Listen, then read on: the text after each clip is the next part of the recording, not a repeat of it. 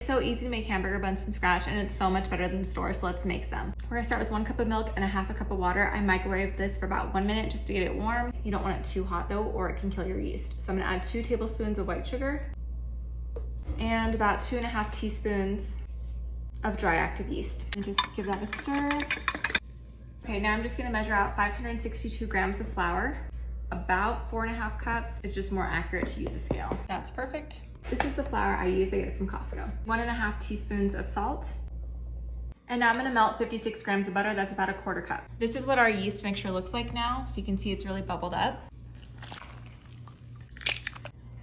Mixing everything together along with 1 room temperature egg. Once we get to this point where it's a little bit shaggy, I'm gonna do it by hand. And then on a lightly floured surface, I'm gonna continue to knead this. Okay, so that dough starts out super sticky, but just keep working it. Try not to add too much extra flour because it can make it super dense. Sometimes what I like to do is just take some of that like grease from the melted butter and just butter up my hands, and it helps. Normally with bread, you have like a first rise, a second rise. You can definitely do that, but this recipe doesn't actually even need it, which is really nice. Let's put this into 12 pieces. I do like to weigh this out, so ideally I would say about 85 grams is good. I'm just gonna go like this really quickly. This is not the final shaping. I'm just getting it into one uniform ball because some of them it's like I was measuring it. Cover this with a clean towel and let this rest for about 10 minutes, and then we're gonna shape it.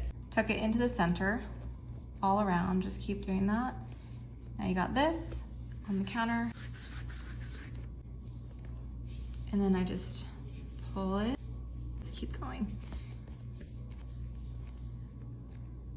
Perfect. And then just set it down, give it plenty of space. I'm gonna repeat that process. This dough is super soft, by the way.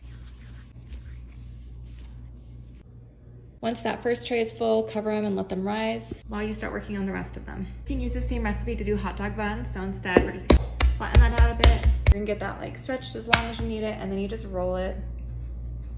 Just roll it up. So we're just gonna wait for that to double in size. They're just covered like so.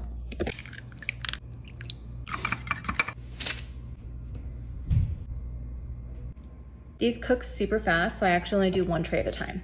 If I were to cook both of them at once, it's like then I'd have to halfway through rotate them and switch which one is on which rack to make sure they're cooking evenly. It's just annoying, so I just cook them 1 at a time.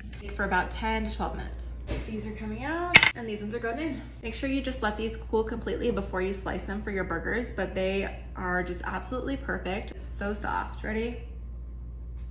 And here's how that second batch turned out.